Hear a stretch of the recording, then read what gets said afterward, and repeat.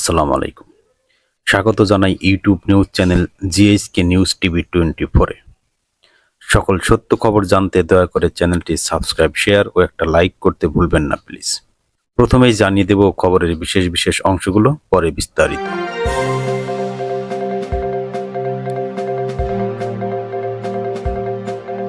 মেয়েদের সকল নিরাপত্তা দেবে স্মার্ট জুতা। এই জুতা থাকা অবস্থায় কোনো মেয়ে বিপদে পড়বে না।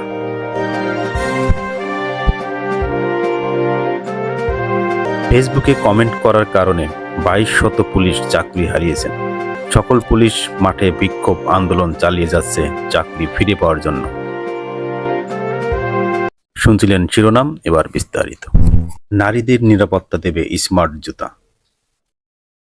বিশ্বজুড়ে নারী নিপীড়নের মাত্রা বেড়েই চলেছে। বিশেষ করে ভারতের নারীদের উপর যৌন হেনস্থার মাত্রা চরমে। ঘরে কিংবা বাইরে সব জায়গাতেই প্রতিনিয়ত বখাটেদের বেপরোয়া উৎখাতের শিকার হতে হচ্ছে নারীকে। এমন পরিস্থিতিতে নারীদের সুরক্ষায় এক অভিনব জুতা আবিষ্কার করেছে 10ম শ্রেণীর এক স্কুল শিক্ষার্থী। উদ্ভাবিত এই প্রযুক্তির মাধ্যমে নারীদের নিরাপত্তা নিশ্চিত করতে SMS ও লোকেশন ট্র্যাকিং করা যাবে, যার মাধ্যমে দ্রুত সহায়তা পাওয়া যাবে পুলিশ কিংবা স্বজনদের। ঋত্বিক সাহা শান্তিপুর MN উচ্চ বিদ্যালয় 10ম শ্রেণীর শিক্ষার্থী। সামাজিক যোগাযোগ মাধ্যমে এবং চ্যাট জিপিটির সাহায্য নারী সুরক্ষা স্মার্ট জুতা বানিয়েছে ঋত্বিক।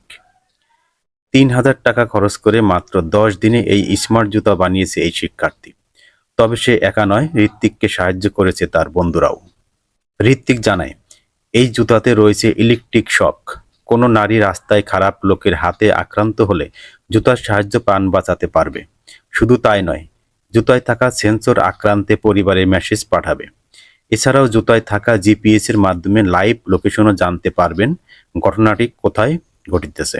এই জুতা বানিয়ে শান্তিপুর জুড়ে এখন রীতিমতো আলোচনায় ঋত্বিক। 10ম শ্রেণীর ছাত্রের এই অভিনব আবিষ্কার মুগ্ধ বিদ্যালয় শিক্ষকরাও। পরিবারের সদস্যরাও গর্ববোধ করেছেন। ঋত্বিকের ইচ্ছা বড় হয়ে আরও নতুন নতুন আবিষ্কার করবে। ফেসবুকে কমেন্ট করার কারণে 2200 পুলিশ চাকরি হারিয়েছেন। সকল পুলিশ মাঠে বিক্ষোভ আন্দোলন চালিয়ে যাচ্ছে চাকরি ফিরে পাওয়ার জন্য। আপনারা কোথাও যাবেন না, চলুন দেখি পুলিশ বিক্ষোভ আন্দোলন কিভাবে করছে। সরকার এরকম বেশিরভাগ দুঃশাসন যেন এদেশে আর কখনো কায়েম না হয়। ছাত্র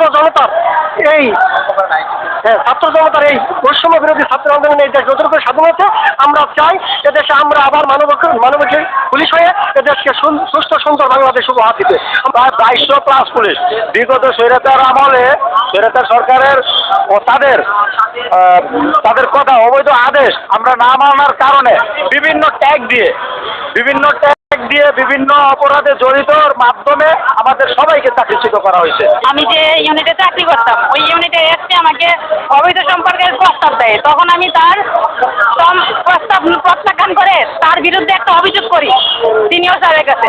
তখন সিনিয়র স্যাররা আমার সেই অভিযোগ তদন্ত না করে আমার বিরুদ্ধে উল্টা অভিযোগ দাখিল করে আমাকে চাকরিচ্যুত করে। আমি হযরত ইব্রাহিম আলাইহিস সালাম নবীকে জাতির পিতা বলছিলাম, এর কারণে আমাকে ডিসচার্জ করা হয় 2016 সালে। এটা খুলনা আরাদের থেকে যশোর মনিরামপুর থানায় স্ট্যান্ড বাই ছিলাম। মনিরামপুর থানা থেকে আমাকে পুলিশ লাইনে ক্লোজ করা হয়। ওসি ছিলেন বিপ্লব কুমার নাথ, MP ছিলেন স্বপন ভট্টাচার্য, RKLSP ভাস্কর্য শাহ, ইনারা মিলে আমাকে ডিসচার্জ করে। ফেসবুক কমেন্ট বিগত আমলে আমি একটা পোস্ট করেছিলেন গ্যালারি নামক একটা বিষয়ে। সেখানে আমরা পোস্ট করেছিলাম প্রায় 100 পুলিশ সদস্য। সেই কারণে আমাদেরকে অর্ডিন্যান্সে চাকরিচ্যুত করে। আমাকে ডোপ টেস্ট নাটক সাজিয়ে আমাকে চাকরিচ্যুত করে। আমাকে যেদিন ডোপ টেস্ট করা হয় ওই দিনই আমি পপুলার থেকে পরপর 2বার ডোপ টেস্ট করাই, নেগেটিভ আসে, কিন্তু তাদেরটা পজিটিভ দেখায় আমাকে চাকরিচ্যুত করে।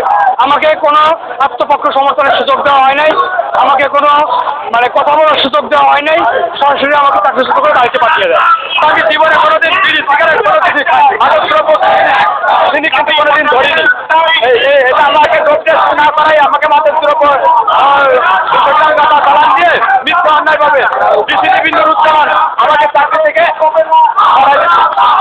আর এর সাথে কিছু সরকারের বিগত সরকারের আমলে তারা বিভিন্ন উচ্চপদস্থ কর্মকর্তা তাদের নির্দেশে মূলত আমার চাকরিটা খেয়ে যায়। বেনজিরের আমলে পুলিশের যে যে তদন্তকারী কর্মকর্তা হয়েছিল এরা যে এরকম ব্যবহার হয়েছে এটা বেনজিরের উস্কানির কারণে হয়েছে। এ বেনজির যদি চাইতো তাহলে আমাদের সঠিক তদন্ত হইতো, সঠিক তদন্ত না করে বেনজিরের আদেশের মাধ্যমে অবৈধ আদেশের মাধ্যমে আমাদেরকে চাকরিচ্যুত করা হয়েছে। আমরা চাই এ বেনজির, আমি কিছু করব না, কিন্তু আমরা চাই এ বেনজিরের বিচার এ বাংলার মাটিতে হোক। ফেসবুক কমেন্টে ছিল যে অমুক জায়গায় দাঙ্গামা হচ্ছে, এটাকে উপরের নির্দেশ ছিল, শুধু বলার কারণে চাকরি গেছে। পরে লাইনে পোস্ট করলো, পোস্ট করার পরে তারপর ওই জায়গা থেকে তারপর ওনারা ইয়া করছে, ওনারা বিবেচনা আমরা নিতে নেওয়ার পরে তারপর ওনাদের মন করা করে ওনারা চাকরি গেছে। ভাই আপনার চাকরিটা কেন গেছে বলেন দেখি? আমার চাকরিটা গেছে ভাই, আমি 3 দিনের অনুমতি ছুটি নিচ্ছিলাম, যেটাকে পিএল লিভ বলে। 3 দিনের অনুমতি ছুটি নিয়ে আমি 17 দিন বেশি ছিলাম, টোটাল 20 দিন ছিলাম। সেই 17 দিন অতিবাসের কারণে গেছে এবং এই 17 দিন অতিবাস ছিলাম। আমার বাবা অসুস্থ ছিল, অ্যাক্সিডেন্ট করে উনি ঢাকা মেডিকেলে চিকিৎসাধীন ছিলেন। তার আগে আমার মা মারা যান। তো আমি একমাত্র আমার বাবার ছেলে হিসেবে তার সেবা শুশ্রূষা করার জন্য ঢাকা মেডিকেলে যাই। তখন আমি নিজেও অসুস্থ হয়ে পড়ি। তো ঢাকা মেডিকেল থেকে আমি যখন আমার চিকিৎসাপত্রগুলো দেই, পরীক্ষা নিরীক্ষা করে ঢাকা মেডিকেল থেকে, এগুলা তারা গ্রহণ করে নাই। এই বিষয়টা তারা বলতেছে যে আমি পুলিশ সদস্য হয়ে আমি ঢাকার ঠিকানায় ভর্তি হইয়া আমি কেন রাজারবাগ কেন্দ্রের পুলিশ হাসপাতাল থেকে আমি চিকিৎসা নিলাম না এবং রাজারবাগ পুলিশ হাসপাতালে চিকিৎসাপত্র দিলাম না, কাগজপত্র দিলাম না। এই দুইটা ব্যাকগ্রাউন্ডের উপরে ওনারা আমাকে অন্যায়ভাবে অবৈধ আদেশে আমাকে ডিসকোয়ালিফাইড করে, ডিসচার্জ করে। 4 বছরের মেয়ে সন্তান, আমার ছেলে, আমরা 4 জন খুব মানবতার জীবনযাপন করতেছি, দিন আর দিন খাই। এমনও দিন গেছে যে আমাদের না খেয়েও থাকতে হয়েছে। আমি পুলিশ কর্তৃপক্ষের কাছে, পুলিশ হেডকোয়ার্টারের কর্তৃপক্ষের। ধন্যবাদ বন্ধুরা ভিডিওটি দেখার জন্য। এরকম লেটেস্ট তাজা নিউজ পেতে দয়া করে চ্যানেলটি সাবস্ক্রাইব করে চ্যানেলটির সাথেই থাকবেন। ধন্যবাদ, দেখা হবে পরবর্তী ভিডিওতে। সে পর্যন্ত ভালো থাকুন, সুস্থ থাকুন, আল্লাহ হাফেজ।